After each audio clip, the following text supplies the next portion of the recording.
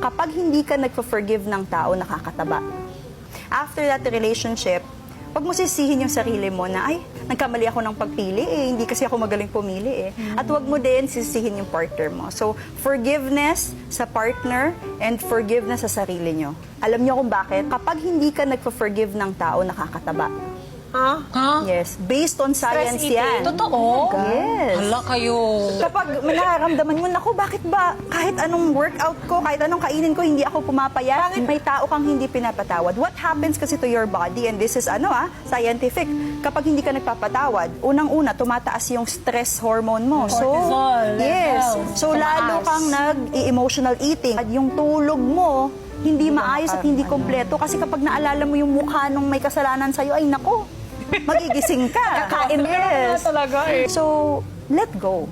Para pati yung fats, alis din ng katawan. I love it. Magpatawad tayo para pumaya tayo. Magpatawad tayo para maging Hindi sexy talaga, tayo. hindi talaga para sa kanila yun para sa sarili nyo.